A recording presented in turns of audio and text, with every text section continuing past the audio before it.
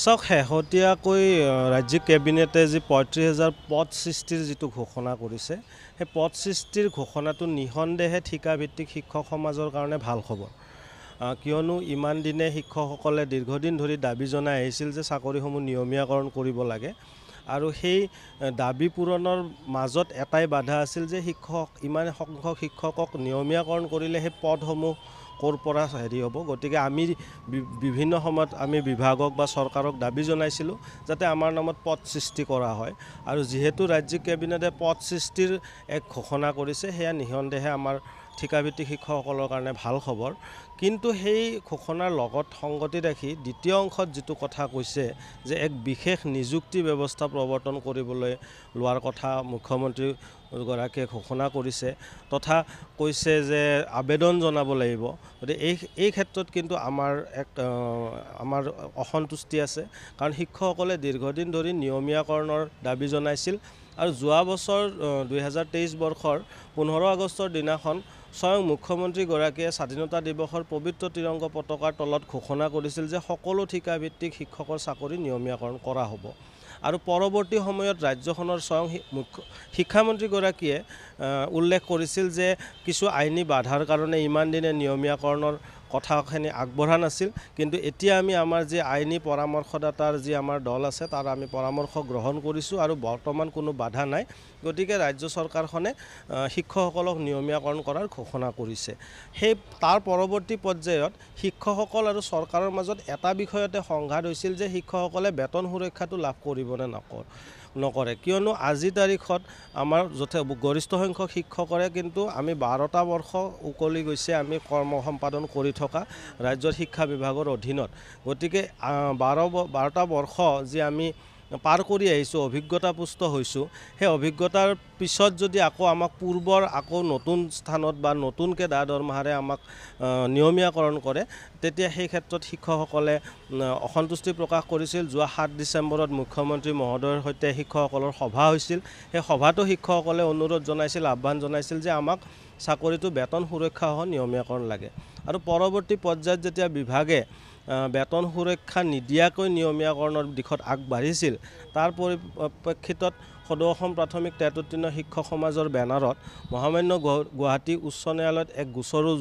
ৰুজু হৈছে যে বেতন সুৰক্ষাটো শিক্ষকসকলে লাভ কৰিব নে নকৰিব তাৰে ওপৰত গতিকে সামগ্ৰিকভাৱে বৰ্তমান সময়ত যিসমূহ ঘোষণা কেবিনেটত কৰা হৈছে বা আমাৰ যি চাকৰিটো পুনৰ এক নতুন নিযুক্তিৰ জৰিয়তে বা নতুনকৈ আবেদন জনোৱাৰ যিটো এক প্ৰক্ৰিয়াৰ কথা তেখেতে উল্লেখ কৰিছে গতিকে বৰ্তমান কিন্তু শিক্ষকসকলৰ নিয়মীয়াকৰণৰ বিষয়টো আদালতৰ এক বিচাৰাধীন বিষয় আৰু চৰকাৰক আদালতে বাৰম্বাৰ জনাইছে যে আপোনালোকে বিস্তৃত ৰূপত অন্তৰ্বৰ্তীকালীন যি আবেদন সেয়া আপোনালোকে জমা কৰক কোৰ্টত কিন্তু তেওঁলোকে সময়ৰ পিছত সময় লৈ আছে যদিও আজি তাৰিখলৈকে কিন্তু সেই শপতনামা বা সেই আবেদন তেওঁলোকে জমা কৰা নাই গতিকে যিহেতু গোটেই বিষয়টো আদালতৰ বিচাৰাধীন বিষয় আৰু আমি শিক্ষকসকলে আজিও আমি আস্থা প্ৰকাশ কৰিছোঁ যে আমি ন্যায়ালয়ত আমি ন্যায় পাম আৰু যিহেতু বিষয়টো নিয়মীয়াকৰণৰ বিষয়টো আদালতৰ বিচাৰাধীন বিষয় সেই ক্ষেত্ৰত আমি আদালতৰ ওপৰতে ভৰসা কৰিছোঁ কিন্তু পদ সৃষ্টিৰ যিটো ঘোষণা সেইটো নিঃসন্দেহে আমি ভাল খবৰ বুলি আমি অনুধাৱন কৰোঁ হয় নিশ্চিতভাৱে চাওক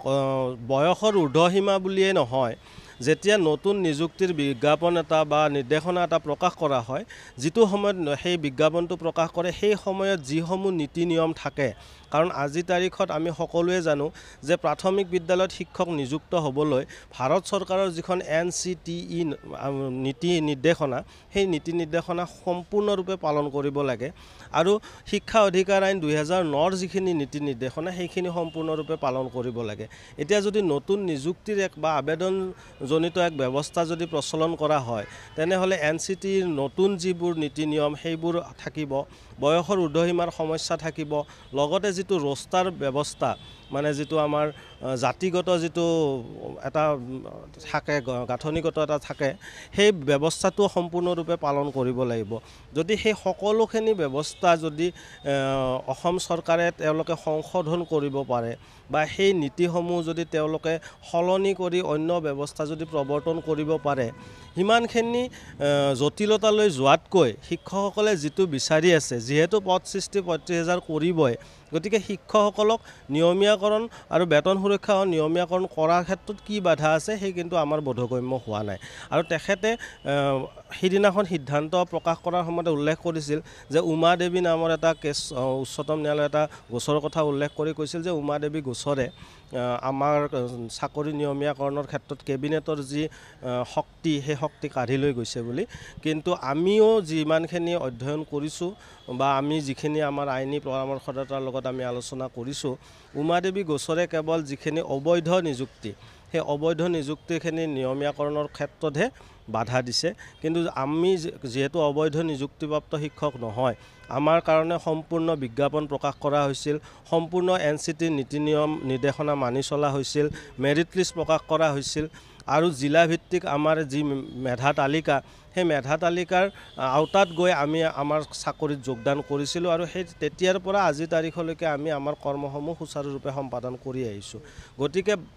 যিহেতু সকলোখিনি নীতি নিৰ্দেশনা সেই সময়ত পালন কৰা হৈছিলে, কেৱল মাত্ৰ আমাক প্ৰাথমিক শিক্ষা বিভাগৰ অধীনৰ নিয়মীয়া শিক্ষক কৰাৰ পৰিৱৰ্তে সৰ্বশিক্ষা অভিযান মিছনৰ ঠিকাভিত্তিক শিক্ষক হিচাপে নামাকৰণ কৰা হৈছিল। সেই নামাকৰণটো ৰূপান্তৰ কৰি আমাক নিয়মীয়া কৰিব লাগে, সেইখিনিত কোনো আইনী বাধা নাই বুলি আমি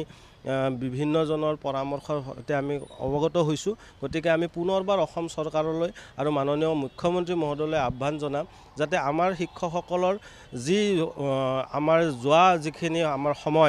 যিখিনি সময় আমি অসমৰ ৰাইজৰ সেৱাৰ নামত বা অসমৰ শিক্ষা বিভাগৰ বা অসমৰ লাখ লাখ কণ কণ শিক্ষাৰ্থীৰ ভৱিষ্যত জীৱন সুন্দৰ কৰাৰ স্বাৰ্থত আমি অতিবাহিত কৰিলোঁ, সেই সময়খিনিৰ মৰ্যাদা আমাক প্ৰদান কৰক আৰু আমাৰ চাকৰিসমূহ বিনা চৰ্তে বেতন সুৰক্ষা নিয়মীয়াকৰণ কৰক। হয়, আৰু আটাইতকৈ উল্লেখনীয় কথাটো হ'ল যে আমাৰ শিক্ষকসকলক কিন্তু নিয়মীয়া শিক্ষকসকলে যি ROP ৰিভিজন অফ পে মতে দৰমহা লাভ কৰে, আমিও সেই একে হাৰতে তেওঁলোকে যি বাৰ্ষিক বৃদ্ধি পায় আমিও সেই বাৰ্ষিক বৃদ্ধি পাওঁ, সেই হাৰতে আমাক প্ৰদান কৰি আহিছে। গতিকে সেই বাৰ্ষিক বৃদ্ধি